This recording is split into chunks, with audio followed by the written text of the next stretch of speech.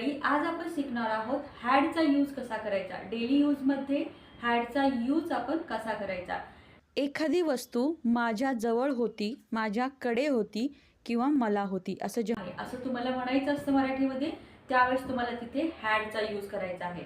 एखादी वस्तू माझ्या जवळ होती, माझ्याकडे होती किंवा मला होती असं जर तुम्हाला म्हणायचं असेल तर त्या ठिकाणी तुम्हाला हॅडचा यूज करायचा आहे. क्लिअर. आणि इथे एक लक्षात ठेवा, हॅड हे I you we they he she it हे जेवढे सारे कर्ते आहेत, जेवढे सारे सब्जेक्ट आहेत, या सगळ्यासोबत तुम्ही हॅडचा यूज करू शकता. इथे कसलाही रूल नाही. आय होप गाईज तुम्हाला अशी व्हिडिओ आवडत असतील. गाईज अशी व्हिडिओ आवडत असतील तर व्हिडिओला लाईक करा, शेअर करा. चॅनलवर तुम्ही नवीन असाल तर चॅनलला सबस्क्राईबसुद्धा करा. सोबतच बेल आयकॉनसुद्धा प्रेस करा, ज्यामुळे माझ्या येणाऱ्या नवीन व्हिडिओची नोटिफिकेशन सगळ्यात पहिले तुम्हाला भेटत राहील. आणि गाईज तुम्ही जर आपलं गुगल प्ले स्टोअरवरचं हॅश इंग्लिश विथ नेहा नावाचं जे ॲप आहे ते जर तुम्ही डाउनलोड नसेल केलं तर ते सुद्धा डाउनलोड करा. गाईज आपण याची प्रॅक्टिस करणार आहोत. प्रॅक्टिस कशी करणार आहोत हे तुम्हाला माहीत आहे. पहिल्यांदा मी मराठीचं सेंटेन्स सांगणार आहे आणि काही सेकंदाचा तुम्हाला टाईम दिला जाईल. त्या टाईम पिरियडमध्ये तुम्हाला ते सेंटेन्स ट्रान्सलेट करायचं आहे. क्लिअर. अशा प्रकारे आपण प्रॅक्टिस करणार आहोत. Let start our practice.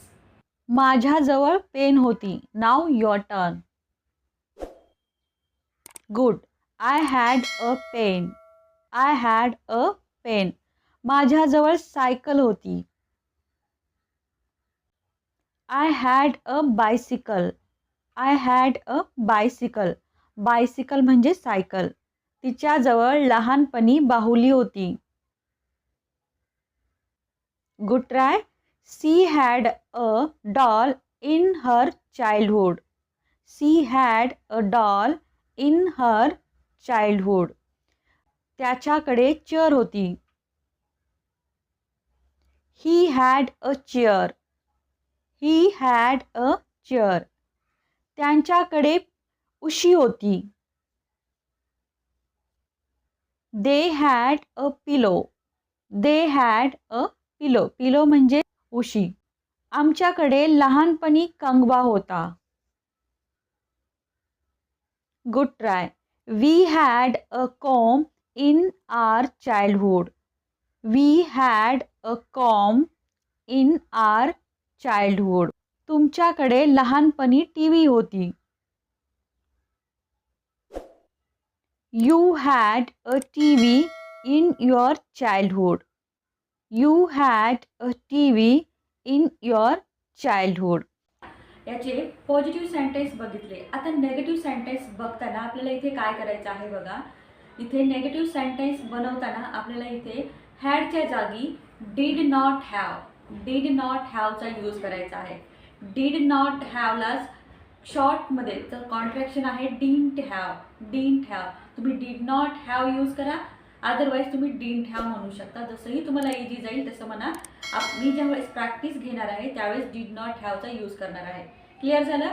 Negative सेंटेन्समध्ये फक्त तुम्हाला हॅडच्या जागी डिड नॉट हॅवचा यूज करायचा आहे.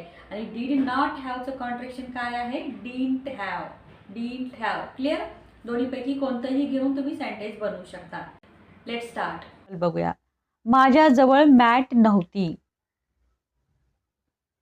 Good. I did not have a mat. I did not have a mat. तिच्याजवळ लहानपणी टीव्ही नव्हती. Very good. She did not have a TV in her childhood. She did not have a TV in her childhood. त्याच्याजवळ मोठं घर नव्हतं. He did not have a big house. He did not have a big house. त्यांच्याकडे table नव्हता. Very good. They did not have a table. They did not have a table. आमच्याकडे watch नव्हती, म्हणजेच घडी नव्हती. We did not have a watch. We did not have a watch. तुझ्याकडे bottle नव्हती. Good try. You did not have a bottle. You did not have a bottle. कारला चाक नव्हते. Car did not have a wheel. Car did not have a wheel. आता याच्या आपण interrogative म्हणजेच प्रश्नार्थक वाक्य बनवूया, जेणेकरून तुम्हाला चांगलं समजेल. आता इथे एक लक्षात ठेवा, ज्यावेळेस तुम्ही इंटरोगेटिव्ह सेंटेन्स बनवता त्यावेळेस तुम्हाला डीड पहिल्यांदा लिहायचं आहे, त्याच्यानंतर लिहायचं आहे सब्जेक्ट, त्याच्यानंतर लिहायचं आहे हॅव आणि त्याच्यानंतर तुम्हाला लिहायचं आहे ज्याबद्दल तुम्ही बोलत आहात त्याचं तुम्हाला तिथे नाव लिहायचं आहे. क्लिअर झालं? माझ्याकडे लहानपणी कार होती का? Did I have a car in my childhood? Did I have a car in my childhood? In my childhood, माझ्या लहानपणी. तुझ्याकडे इरेजर होतं का? Good. Did you have a eraser? Did you have a eraser? त्याच्याकडे लहानपणी perfume होता का? Good.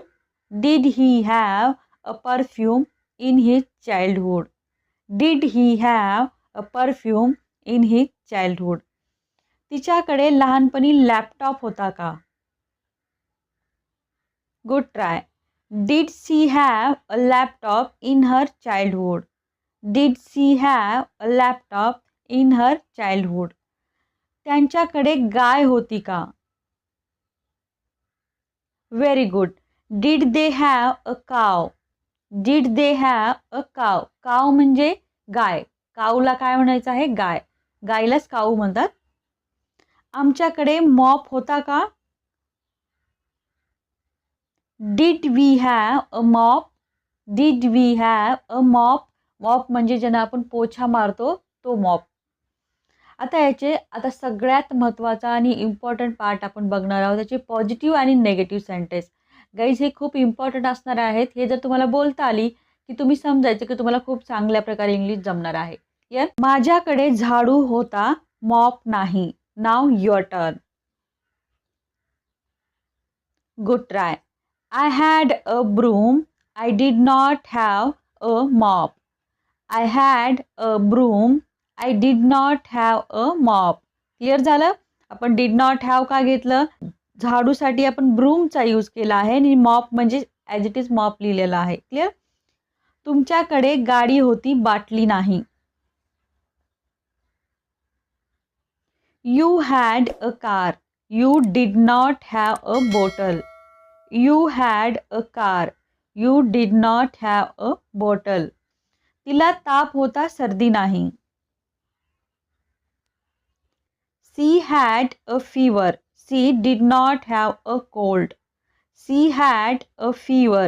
She did not have a cold. त्यांना भाऊ होता, बहीण नाही. Good. They had a brother. They did not have a sister. They had a brother. They did not have a sister. आम्हाला काम होतं, राग नाही. Good. We had a work. We did not have anger. We had a work. We did not have anger. Anger म्हणजे राग. त्याच्याजवळ पुस्तक होतं, वही नाही. Good try. He had a book. He did not have a notebook. He had a book. He did not have a notebook. I hope guys तुम्हाला हे समजलं असेल आणि याची तुम्ही खूप चांगल्या प्रकारे प्रॅक्टिससुद्धा करणार आहात. जेवढी प्रॅक्टिस कराल तेवढं तुम्हाला इंग्लिश खूप चांगल्या प्रकारे जमणार आहे. तेव्हा प्रॅक्टिस नक्की करा.